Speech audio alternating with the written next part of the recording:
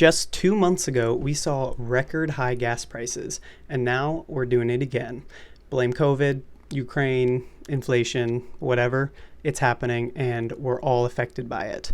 But by how much? And should we as delivery drivers quit because of it? Let's go over some numbers and find out. So these are my numbers from a couple weeks ago, actually, when gas came down a bit because of the National Oil Reserve. I made $892.66 driving 480 miles to get that. Took me about 36 hours, so pretty typical for a full-time driver like me. But yeah, so if we take that and divide by my miles per gallon, which is unfortunately only 17, then we get how many gallons of gas we use to deliver, which is 28.24. And then if we take that and multiply it by the cost of gas, which for me, I have to take premium, but I do get to fill up at Costco, so it kind of evens out a bit. It was about $4.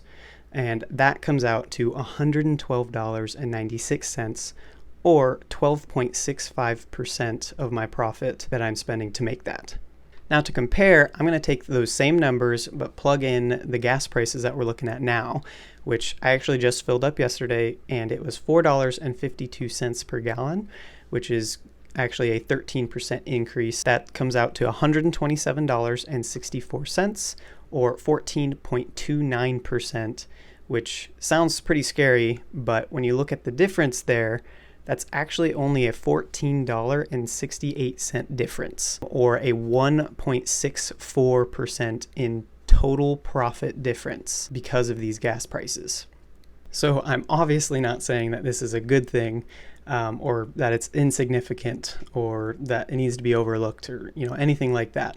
But I do think it is important to bring back a little bit of perspective, because I've just seen so many people online talking about how they're never doing DoorDash again, or they're not doing it until gas comes back down, which unfortunately doesn't look like it's going to be happening anytime soon. But when you're looking to make $900 and the cost to do that raises by $15 next week, and that's your reason for not going out there and getting that 900, then I think that's kind of where people are losing sight of the big picture.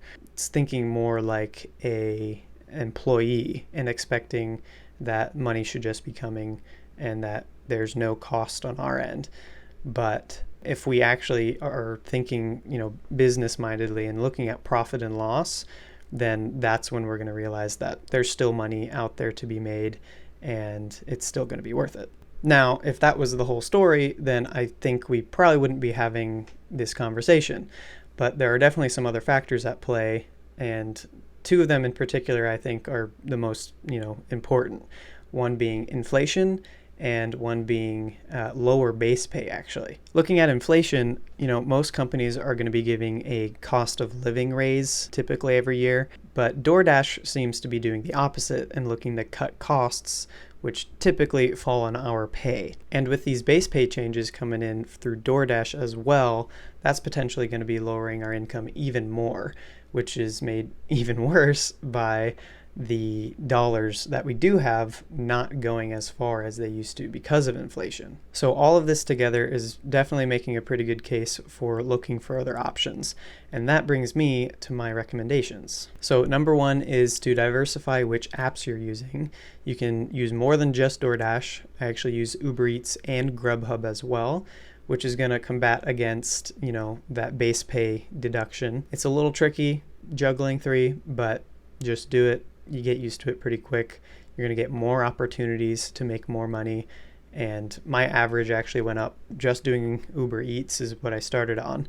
And once I introduced the other two apps, my average went from $20 an hour to about $25 an hour on average. So yeah, get multiple apps, and they don't even have to be all delivery apps.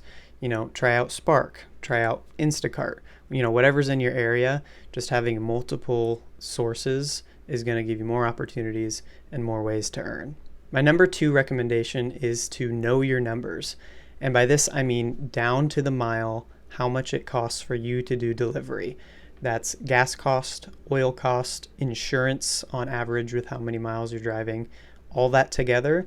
I know personally mine's somewhere around the 35 cent mark, which helps me determine which orders I'm going to take. So if I see something that's paying 50 cents a mile, I'm obviously not going to take that. It's not worth my time, and I'm barely making anything at all anyways.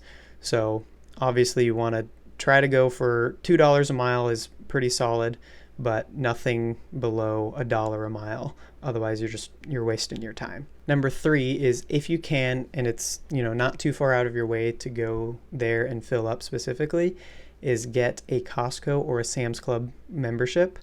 The cost of the membership is outweighed by how much you save on gas, especially now. And of course there's other benefits to it as well. So again, if it's not too far out of your way, then I definitely recommend that. Number 4, if you're part of the 15% of drivers who do this full time like myself, then you need a secondary income. So I'm assuming the other 85% of people use this as supplementary income doing it part-time. So for us, it's definitely really important to understand that this is not going to last forever, and that we need to use the freedom that this affords us to build something that's going to serve us better in the future. For example, I'm dipping my toes in a bunch of things right now, starting to get into YouTube. I do photography, videography. Me and my buddy have started working on an eBay flipping business as well. And one more thing that I'm going to get into in just a second. So yeah, really anything that interests you or you think you could turn into a business, or even going back to school and educating yourself for, a job down the line. This should be treated as a gig that's a stepping stone to something better down the line, because this is definitely not a career type of thing. And back to gas with my last recommendation, which no, I'm not sponsored, nor do I even actually use them, but I've heard great things and seen great things from Get Upside. So they can definitely help with reducing gas costs. And actually, I'm going to leave a link down in the description to my boy Nugs, who has a sign up link where you can actually get some bonuses as well. So that's one. And then the other one with that would be Dasher Direct. So if you use their card on gas, then you get 10% cash back, which is pretty huge actually. So definitely would recommend that as well. So real quick, since I don't have the luxury of being sponsored by anyone, I did just want to plug one of the things that I was talking about a little bit ago, which is my game Intel. So me and my buddies made this last year, and we launched it on Kickstarter actually as part of our senior projects. We got fully funded, did our initial print run, and now a year later we're doing pretty great, sitting on some extra inventory. So we're doing an anniversary sale, 25% off. If you like social deduction games, kind of mystery spy theme kind of stuff like Mafia or Werewolf, you're definitely going to like this. And right now you can take advantage of that sale and support us as well. So definitely go check that out. I'll have a link in the description to our different social medias and our website where you can pick it up as well. And that's about it. So if you like the video, then hit that thumbs up for me, and let me know down in the comments whether these, gas prices and other factors are going to affect how you drive as well. And then if you do want to see more content from me, then definitely consider hitting that subscribe button. So thanks for watching, and stay safe.